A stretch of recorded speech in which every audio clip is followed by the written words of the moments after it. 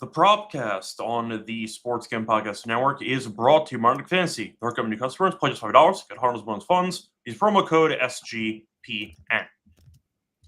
And welcome, everyone, to the Propcast here on the Sports Game Podcast Network. It is currently Friday morning, October 24th, around 10 a.m. Eastern. I'm Rose Scour Show, once again joined by Adam Rosenberg together to break down our favorite props for NFL Week 8. Feels kind of weird. The season is already almost halfway there. But here we are. We've had a great season so far. I know we absolutely crushed the Monday night card again. I ended up Again. That was the second straight Monday night where we basically won almost everything. Third straight island game that we crushed. Yeah, pretty much. We crushed Thursday. We swept Thursday too. Yes, I ended up sweeping the Monday card. It felt pretty good. I really didn't have a doubt in any of the plays, but I know you also did well. Underdog, I believe, fell a little bit short by like a yard or two from Jigba for the longest catch. But once again, great overall episode. Adam, how's it going with you? What's up? It's good. Can you believe we're at week 8? Yeah, that's what I just said. That's why you said. I know it's. I'm making. Yeah, so I think it's a running bit. I think it's a running bit too. So. No, things are good, and if you follow on all the other BS that we do, look, I'm done. We've made you money. Yeah, you also or we've made you just good feelings if you don't bet with actual money. I guess. I mean, I was going to say, if you also throw in the props that you send out on Twitter, you went, I think it was 6-1 last night. 6-1. Yeah. Once again, it's been a very good start to the season. We're going to try to keep rolling here for NFL Week 8. I'll ask you briefly, though, because we can kill some time. Any thoughts on the game last night? Are the Vikings like? I was on a train coming back from New York. I thought that, I didn't upgrade the Chargers. The Vikings stink.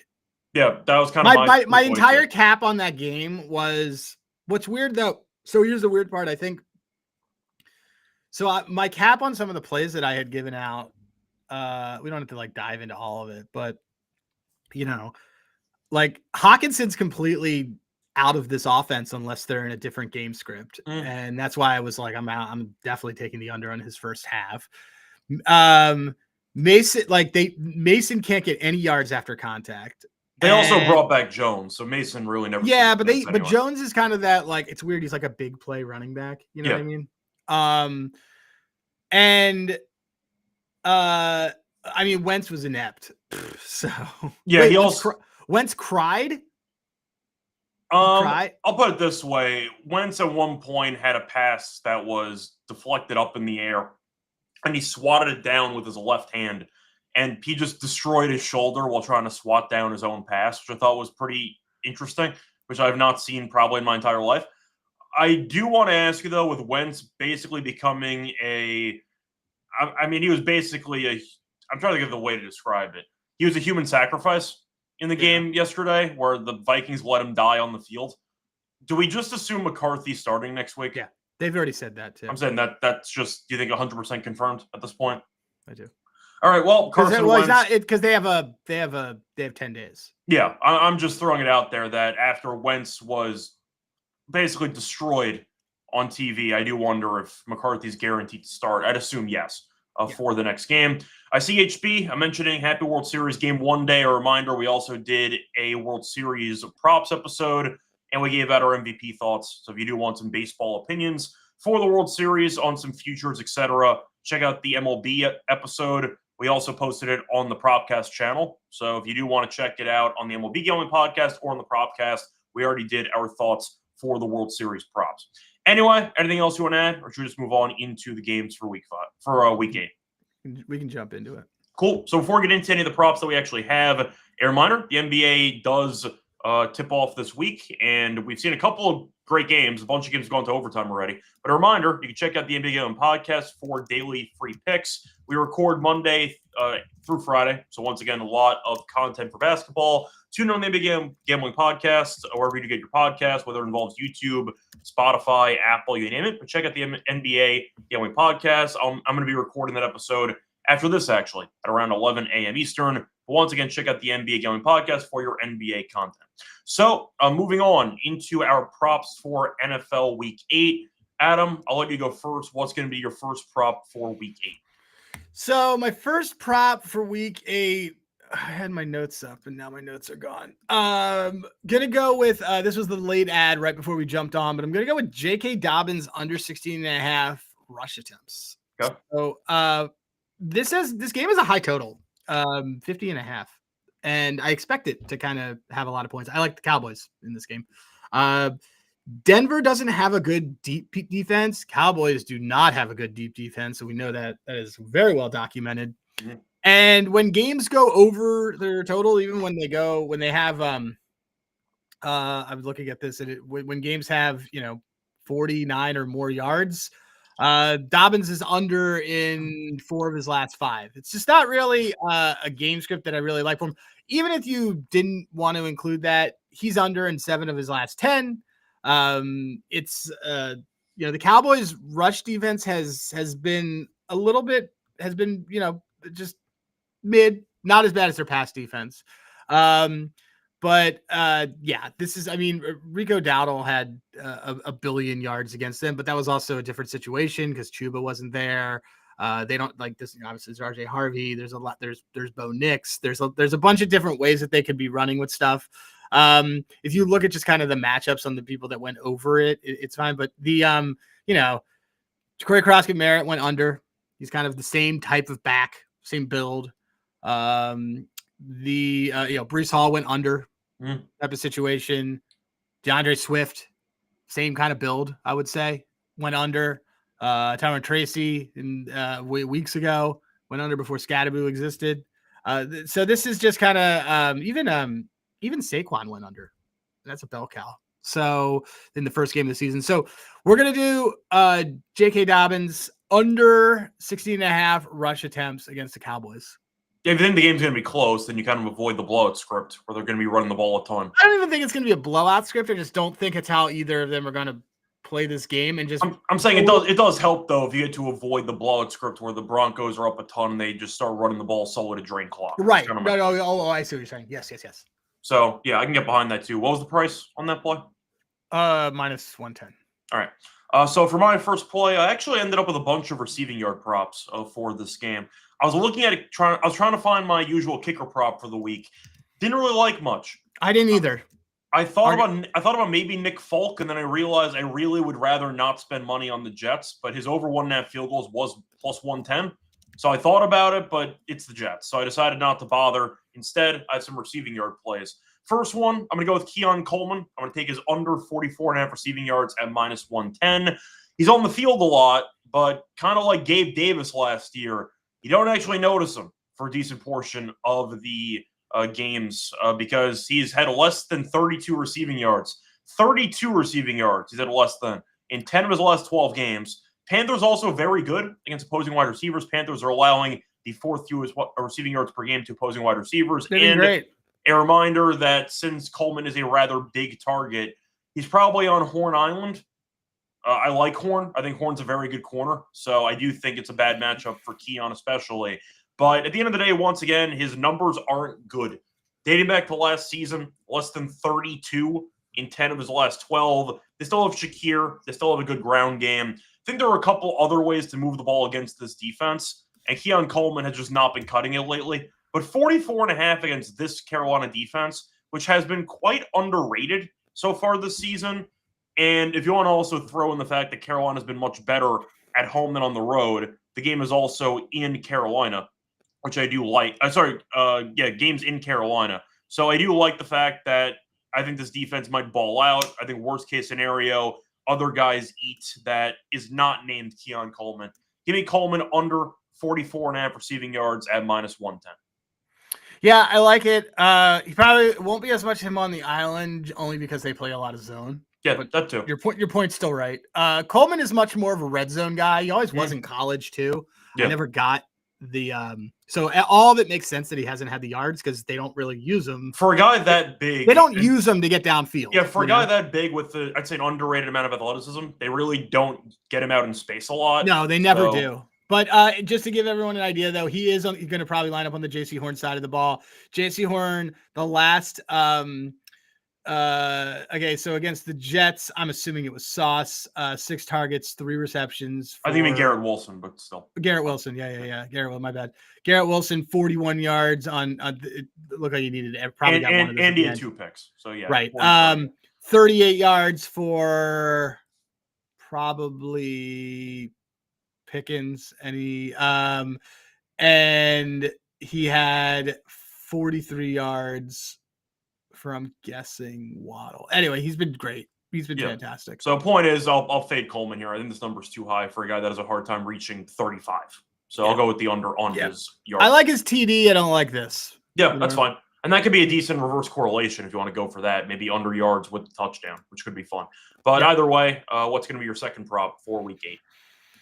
Second prop that we're going to do is going to be – here, I can delete now that what we had last week because we crushed it. But second one that I'm going to do – okay, so I'm going to go with Jackson Dart, longest completion, under 35.5. I think that this is an absolute – this is obviously there's bias, but I think this is an absolute smash spot for the Eagles. I don't think this defense is going to get nearly as exposed as they did. Revenge game. It is not well. So Giants are 1-4 in the ATS in their last 5 division road games. 1-4 ATS against opponents in a revenge spot. Eagles are 9-3 ATS in revenge spots. So I think they blow them out. And the passing game got working for the Eagles again. Right. But my biggest point on all this is that Jackson Dart has only gone over this number once. And you know what that was? It was last week with the 40. That was when Bellinger was wide open by 40 yards. Or the deflected pass. I don't remember which one was. It was deflected. Went over. Okay. Yep. You got it. You nailed it. I didn't remember if the Bellinger one was also over this, but I remember the Theo Johnson deflected pass. Yep. It's just not. I don't think this is happening. So there's a lot of reasons why. We're going to take the under 35.5 minus 120. Yeah, I mean, the Giants aren't really built to generate that many big plays through the air when you look at the offense because you have Scadaba, you have Dart who wants to run. A lot of his letting a rookie quarterback get the ball out of his hands quickly. He had a deep attempt to Hyatt, which he overthrew towards the end of that Denver game. But as you mentioned, I feel like the offense is mainly predicated on short intermediate routes mixed in with Scadaba just being physical and some Dart mobility. Wait, what did you call him? Scadaba? Scadaboo. I say Scadaba. Really? I do. That's it. All right. I'm edgy like that. But yeah, either way, point is that that's a very different emphasis on a different syllable, but that's fine. I like different syllable once again focuses. But either way, point is I think the offense, as you said, is basically focused on other areas, which is not predicated on deep passing. So it's just I also just don't think that and the Eagles have given us some deep passes like this Eagle, like there's a reason they signed Brandon Graham the week it's a week before the bye to do this. Like they have packages for him ready. Yeah, I think that I think the Eagles are going to smack this team. That's why I took the alt 9.5. You can also argue after the Giants collapse in the fourth quarter that if they fall behind early, they might not dig themselves out of it. So there are a couple of mental aspects you can also include for that handicap too. But yeah, I like it. I mean, Dart, we've not really seen take many attempts downfield. And the one that went over was a deflected pass where the guy caught it and then ran 30 yards. So yeah, I don't mind it. I think it's a good play for your second prop. Anyway, before we get into my second prop for the show, a reminder they're brought to you by our sponsor, MyBookie.ag. Whose bookie? My bookie. So using to bet on football, college football, tennis, basketball, NHL. They have a prop builder second to none. You can also use crypto for funding your account for getting payouts. And a reminder, when you actually head to MyBookie.ag, use the code SGPN to get 100% bet back bonus of $500 from your customers. Look at the G promo code SGPN. We're also brought to you by Novig, which is America's number prediction market for sports. You're getting some great prices using Novig. They have reduced juice for a lot of options. And a reminder, it's available in a bunch of states, 35 plus. And you can also go to the app, get $50 and spend just $5 if you use a promo code SGPN. Get on the actual Novig, promo code SGPN. Spend $5, $50 in bonus funds. Welcome back, everyone, to the Propcast. Finish going through the first couple props that we have for Week 8. Time to move on into my second prop for the show. So I'm going to go with a first quarter play. I've been pretty good with these so far this season. I know Monday night I had Montgomery under the rushing yards in the first quarter, which got there. This time, I'm going to go to the matchup between the Steelers and the Packers. The Aaron Rodgers revenge game, I guess. But either way, give me Jonnu Smith. I'm going to take the first quarter over 3.5 receiving yards at minus 114. Jonnu might not get used that often, but he's definitely used early in games. So far this season, he's had at least 5 receiving yards in the first quarter in 5 of the first 6 games this season. Packers also really bad against tight ends. I know in the underdog entry that we had last week, we had McBride to have over his receptions because they don't actually guard tight ends. Billion. He flew over the number. Packers allowing the most receptions to opposing tight ends and the 10th most receiving yards to opposing tight ends. Highest opposing check down rate in the league. And Jonnu, we know, with the role in the offense, is kind of a check down guy. He had the first touchdown. Yeah. I mean, he's exactly this role. They get him going early. He's not pretty much. So they're going to get him going early. Washington, people talk about being this freak athlete. You look up and he has like 5 yards. He doesn't actually do anything. There's no point for him other than touchdown. No, he's a gimmick player. So Jonnu is more of the bulk tight end usage guy. He only had 25 catches in college. Yeah, I know Freiermuth also had a monster game against the Bengals, but Jonnu still went over this number on Thursday night last week. The Freiermuth was partially game script. Yeah, you had a broken play too as well, where he called one pass for like 60 yards. But the point is, Jonnu in the first quarter does get used a lot. Packers really bad against tight ends. 3.5. That's basically one catch. I think Jonnu gets at least one catch against the worst tight end defense team in the entire league. Give me Jonnu first quarter over 3.5 receiving yards at -114. I like it. So it's kind of a niche play, but I still like it. So there you go. Like we've been we gave out Hawkinson first half yesterday. Like we've been diving into those a lot more. But I've been experimenting more with first quarter as the not the connect play, sorry. The Kincaid play that I had a couple weeks ago that got there against New England. I think it's a good spot for Jonnu, so I'll go for that. Moving on to your final prop for week 8. What do you like? There's a couple things that I like. There's other stuff that I'm going to put out. But I'm going to go to this Colts game. Okay. Where they are 14-point favorites over the worst team in the league, the Tennessee Titans, who did not get a bounce up last week. What are the Colts favorite again? About like 13.5? 14. 14.5. 14.5 points. One of the things that they've said that they were going to do more of is they were going to start including Tajay Spears more in some of their plays. Shout out Michael Huff for Adam, bring back the old balloons on the top of the wall. Man, that was a long time ago, man. I painted over that. So yeah, anyway, the Colts, I think, are going to bludgeon this team. Fun fact for all you guys for high spreads. When you have a spread that's 7 or more and you like the fave, take the alt.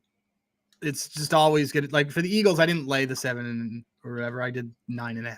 At the end of the day, I know Indiana Jones getting a ton of the credit as you should. This defense is also really good. Also, what's her name? The owner's calling plays. Can't give Steichen all the credit. Anyway. Gonna go with Tajay Spears over 14.5 receiving yards. It's even money. Increase in target share the last 2 weeks, but more importantly, he is the 2-minute drill guy.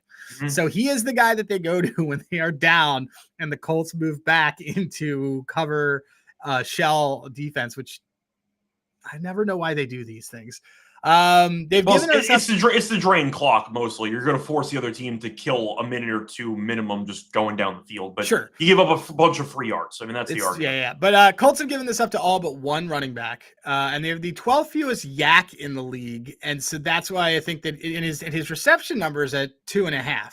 So that kind of leads everything to believe that they're going to be throwing at him under the sticks. Really, probably need 2 of these to get there. Spears, someone who they're trying to get involved more. 15 receiving yards, -102. It's for a good game script of being down. Yeah, I like it. I mean, I think most people expect the Titans to get destroyed in this game because the Colts defense is very good and the Colts offense has been quite good. So parts of the Colts are good. The Colts offense is elite. Yeah. Against this defense, I think the Colts offense should light it up. So based on that, yes, if you're looking at what could be a good game script, Spears is also the backup running back technically. So if the Titans start lifting some starters for some reason, Spears probably just gets that work anyway. They're just trying to give him more work altogether. I mean, you have a new coach in there to do this. They said this a couple weeks ago that they wanted to give him more work. Yeah. He's got a bad knee, but you and I loved him at Tulane. Yeah, we did. But once again, I feel like even if you're worried that the game's going to get so out of reach. Oh, it's even better for us The Titans start pulling people. Spears isn't the starter, so he should Pollard's still be getting run. Yeah, he should be getting run with the second unit anyway. So I like it. I think it's a very good play. I just think they're going to be using a lot of change. They have to use a receiving back a lot, and this is just something. Yeah, we know they can't block anybody. So you're looking at what could be even just pressures where he gets rid of the ball with a check down. So that's fine too. So yeah, I like that play as well. Now, for my last play, we actually disagree on, which is kind of fun. But it's going to be between the Dolphins and the Falcons, and I'm going to go with Malik Washington under 28.5 receiving yards. Thought about Tua pick. It was minus 140, so I couldn't do it. A bit too juicy for this show. But the Malik Washington receiving yards under is at minus 115. He's at less than 23 yards in 6 of the first 7 games this season. Did go over last week because the Browns, of all teams, buried the Dolphins. But either way, you're looking at the Falcons' numbers defensively. They're very good. The Falcons are allowing the 3rd fewest receiving yards per game to opposing wide receivers. Now, the Falcons this season have been really just a bizarro team. They're really, really good at home and kind of useless on the road. They're at home for this game. But the Falcons' defense has been very good this season. We saw them shut down the Bills, for example, a couple weeks ago on Monday Night Football. Tua, I think, is going to struggle. I get Washington could be a check down guy for this game. There is no Waller, so you can make an argument he might get more usage. But I don't really think Washington is used in a big play setting. They try to get him into space, but it's mostly through checkdowns, hoping there's some yak involved. And the Falcons have been very good at limiting big plays in the passing game, especially at home. I really like this defense in the stadium. And I think Washington, simply put, is not that great. I think he's more of a gadget player. If he ends up catching 5 passes and goes over, it is what it is. But I do think that there are not really many big plays for him. And with that being said, I like this defense quite a bit. So I'll go for Malik Washington under 28.5 receiving yards at minus 115. So in theory, I'd like it. My issue with it is that the line, them being 7-point dogs, is telling you that they're going to do gadget stuff because they're going to be down. That all being said, I don't not like it. I'm just saying that the reason why it wouldn't be the first one that I go to. That's fine. You're pushing back. It's all good. Right. But that said, I like the Dolphins in this game. Okay. And I think everyone should bet it. If you don't like the Dolphins in this game, don't bet this. If you do like the Dolphins in this game, bet this. And the reason why I'm saying that is because first of all, Tua played in the Mercedes Dome. He came off the bench and won them a championship. Actually, do you want to hear about? You want to go down memory lane? You want to hear the box score on this? Let me. I'm trying to remember. The starting quarterback for Georgia was Jake Fromm. Bingo. Okay. Former New York Giant great. Sony Michel was on that Georgia team. Nick Chubb, DeAndre Swift, Mecole Hardman. Did I ever tell you? Henry Ruggs, Rip, Damian Harris, Josh Jacobs. Dude, this Bama team was stacked. It was. Hurts was on that team. Anyway, my point is that my point on all this is that I actually don't expect as bad of a game for Tua, and it's nothing to do with the 2018 game. It has more to do with the fact that he's inside and protecting the elements. I think both these quarterbacks are going to do pretty well with that. So I kind of like the over here. Diablo hurt on the Falcons side. I think it's a huge deal. I think he wore the dot. Pretty sure he did, but like anytime you lose a linebacker, I think it's a big deal. So like his arm looked broken. Mm-hmm. So like they immediately ruled him out when he hurt his forearm, which usually means it's broken.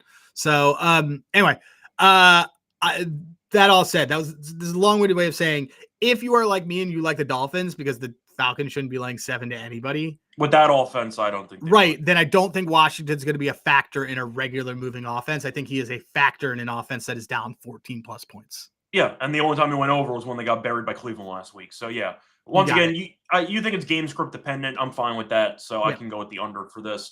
Cool. Did I ever tell you the time that Jake Fromm actually made me money? Was it the same way he made me money? Maybe. I don't think so. What was the way he made you money?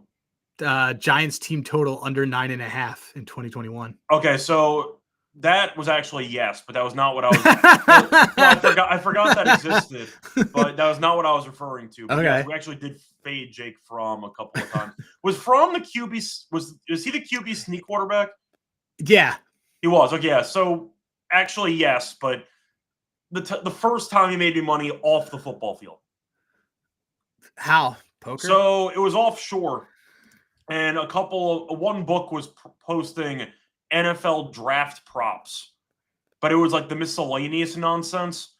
So the max bet was like $25, but Fromm was going to get drafted. He ended up sliding. Who cares? I bet on the NFL draft coverage from ESPN to mention at any point during the broadcast that Jake Fromm played in the Little League World Series. It was the only fun fact that they had about Jake Fromm. And you know that when people get drafted, they show some random like fun fact nonsense. It was the only thing people had on Fromm. So I just bet $25 to win 25 that Fromm would end up being mentioned during any point of the broadcast that he played in the Little League World Series. So it happened, and they graded it as a loss. So I had to complain to support about $25, and eventually I got paid. So that's my Jake Fromm story. I bet on his NFL draft coverage to feature the words Little League World Series, and I won $25. That's my Jake Fromm story there for betting. Yeah, I think my Jake Fromm stuff was like right before you and I met. But it was that run where the Giants had like. No, we talked about it. We had that. I think we always talk about with Jake Fromm. Anyway, he stinks.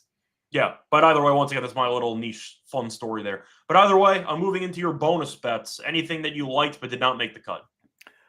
Stuff that will be on my card that did not make the cut. Why do I have a note about Israeli airstrikes? That's for Dean Kramer. The Orioles are not in the World Series. Lamar 30 rushing yards at plus 106 is. I thought about the rush attempts actually for Lamar. So well, the thing is that his rush attempts is 5.5, and this line is very low. Correct. So it's to me, it's very low. I don't think he's playing if he can't do it. I was eyeing Lamar rushing stuff too, though. So yeah, it's that. Well, I gave it to you. I gave you yesterday. I said, we're taking this. So, because to give everyone an idea, that is lower than Josh Allen's line usually is. Josh Allen's line is usually between 33 and 38. And the Bears gave up 40 plus to Daniels last week, and they gave up 31 to Geno. Yeah. Are there any Jewish NFL players? Greg Joseph is who I can remember. Yeah, I don't know if he's still kicking for anybody. I don't think so either. I mean, after the extra points, the Giants might want to call him back, but I don't know if he's on a team at this point. So who knows? I think he got kicked out. He might have been. I don't know. He may have been. I remember he had the Israeli flag cleats, I think, didn't he? He did, yeah. Bijan 100 rushing yards plus 136. I also love. Miami can't stop anybody on the ground. Everybody has a career day. Yeah. So I mean, Dowdle had 200 plus rushing yards. Right. Against the he had 30 carries. Yeah. So I love that. So you have a ladder you want to mention? So I was gonna do that with you live. All right, let me take a look here. I'm gonna figure out a little bit of a ladder situation. I'm gonna look up. Let's first look through receiving yards, and then we'll look through rush yards, and we will see who has really low. I mean, too high.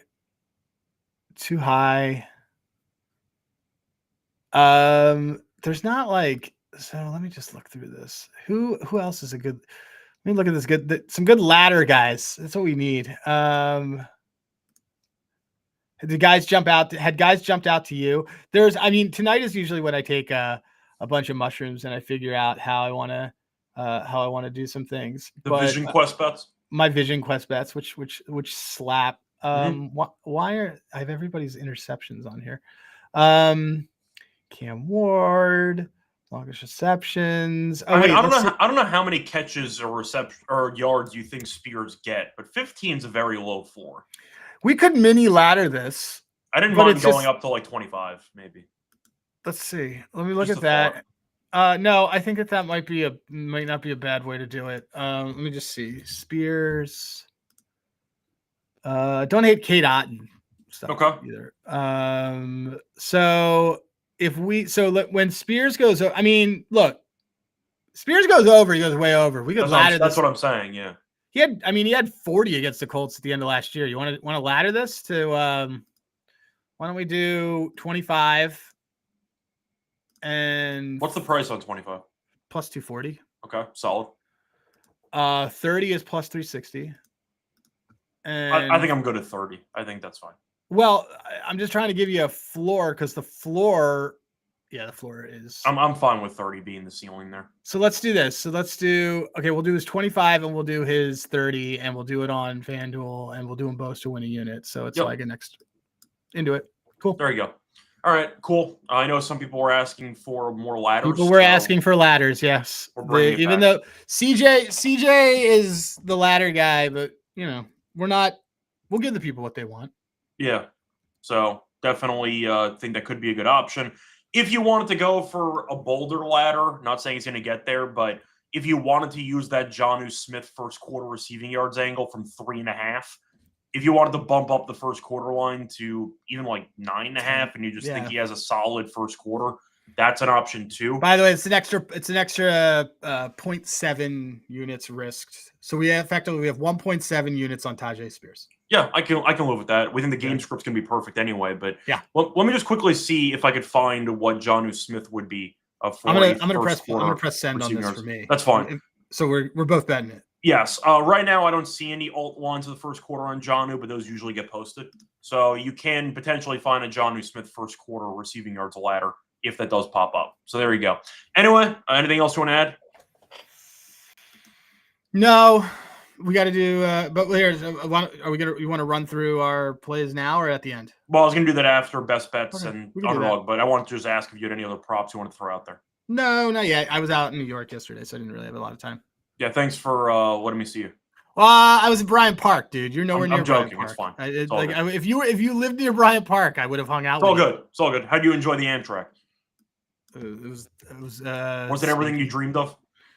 You know, I had a dry Gouda sandwich. It was terrible. That does not sound like a fun time. It was not. Either way. Anyway, before we get into the best bets and the underdog entry reminder, they're brought to you by our sponsor, which is Underdog Fantasy. It's complete fantasy pick'em. Chance to win 5 times your entry, pick higher or lower on different player stats, different sports as well. You can mix and match hockey with basketball, with esports, with tennis, with football. A lot of options you can mix and match, so check that out. And a reminder, World Series also does start tonight. So if you want to do baseball, you can do that for game 1. Ooh, you need to bet Ernie Clement single.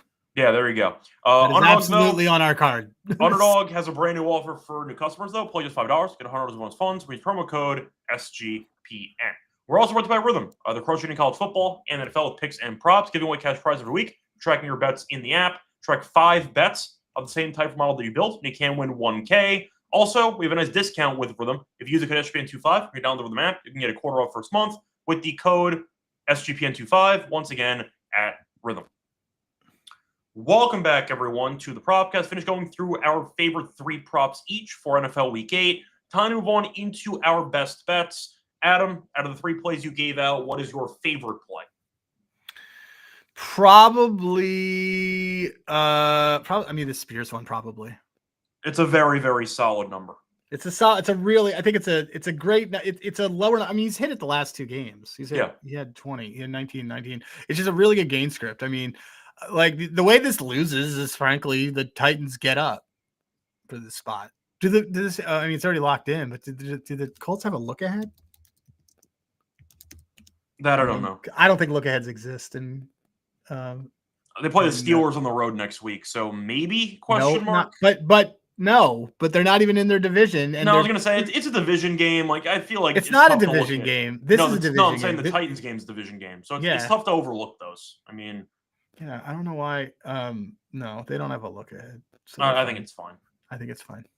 Cool. So there you go. My best bet for the show is going to be Jonnu. I'll take the Jonnu first quarter over 3.5 receiving yards. It's a D-gen play, I get it, but you know what? The Packers' defense against tight ends is hot garbage, and I do think that Jonnu, mentioned it before, the Steelers rotate between tight ends, but Jonnu does feel like he is definitely the guy in the first quarter who gets a decent amount of work. 3.5 to 1 catch. It's 3.5 receiving yards in the first quarter, minus 114. He's gone over in every game besides 1 this season. Packers allowing most receptions to opposing tight ends this season. I just see a great matchup and a great spot. I don't see that closing at 3.5. I do think that'll end up jumping up maybe a yard or 2, but for the matchup alone and for Jonnu's early usage in the first quarter, I got to go with it. Give me Jonnu first quarter over 3.5 receiving yards as my play at minus 114. Moving on to underdog entry. Anything you want to use that you immediately knew we had to do this for underdog? Anything jump off the page to you? I mean, like I want some of our fast Eddie. Yeah. So Eddie's all reliable. So we'll throw Eddie's all reliable. I mean, it's gonna. Let's see what we got here. Eddie's got to be in this. Yeah. I mean, he keeps cashing, so that's fine. He is. Yeah. We're assuming that. Yeah. I mean, it's not a great number on there, but it's minus 180. So it's fine. Do that. I know it was a bit juicy on actual regular sports books, but I'll ask, even though you do like Miami, do you want to turn the ball over interception in there or no? No, but I don't mind. I think we can do his fumbles. That's fun. You want to do that? Sure. If they have that, that's a very degen. I'm in for it. I mean, Atlanta has a pretty underrated pass rush. They started blitzing a lot more too. So, and according to his quotes, he can't see Waddle downfield. So, I don't Did he really say that? Yeah. Said, yeah, what's the deal with Waddle? And he said, yeah, I know I'm a bit short. I couldn't see him. And I'm like, Tua, you should really just not have a microphone in front of you ever. He threw the whole team under the bus. Okay, Tua has some of the dumbest quotes of any quarterback I've ever heard. But either way, I think it's a good spot for Atlanta. Let me see. There's INT. INT is on here, but I don't necessarily want that. But fumbles lost. 1 point. It's a 1.95 multiplier. That's fun. I'm in for it. All right, cool. We did that, and then Eddie P. And then we need one more. Do we? I think so. This is 6.16 with a boost, 4.14 without. I don't think we need anything else. All right, that's fine. We can just do a 2-pick. Do you want to do is there somebody who you like to have a TD and we just go for glory? I have a lot of bonus money on this, by the way. Okay. I'm trying to think if there's any touchdowns we want. It's your call. I mean, do you think we're just getting greedy? Do you just want the 2 picks? Oh, wait, wow. Do our bonuses? We have 3 days on one of these bonuses. We should use bonus money on this. Oh, no, we can't boost it. No, we can't boost it. Never mind. That's stupid. All right. I think we might be getting greedy. Okay. We can just keep it at 2 picks. We'll do 2 picks. Okay, cool. All right. So it is our guy, Fast Eddie Pinheiro, higher 1.5 field goals, and then Tua Tagovailoa. Turn the ball over. To turn the ball over higher, fumble lost. Well, it's fumble lost. Yeah. He has to fumble it. He can't INT. I know, yeah. That's his nickname. Tua turn the ball over. All right. I think that's great. I think that's good against this team. Yeah, I agree. Okay. So once again, it is going to be Tua higher, half a fumble lost, and I forgot the other play. Eddie Pinheiro. And Eddie Pinheiro higher 1.5 field goals. And I think you said that pays out at 4.14. Yeah. So there you go. All right. And once again, Adam, just recap your 3 plays for the actual show. J.K. Dobbins under 16.5 rush attempts. Jackson Dart under 35.5 longest completion. And Tajay Spears 15 receiving yards. And we're laddering that to 30. Cool. So my 3, I'm going to go with Keon Coleman under 44.5 receiving yards at -110. Malik Washington under 28.5 receiving yards at -115. And Jonnu Smith first quarter over 3.5 receiving yards at -114. Anyway, that is going to wrap it up for week 8 of the Propcast. Now, for Monday night, there's only 1 game. So do you want to record an episode for Monday night with 1 game? Or are we only saving that for multiple games? Yeah, we could do it. So there you go. We'll be back once again to get into the Monday night game between the Commanders and the Chiefs. Shout out to Mariota. We'll see how that game goes. Either way, though, until next time, find me on Twitter, RH Radio. Find him on Twitter at Rosenberg. And good luck to all of you and all of your bets. Bye, everyone.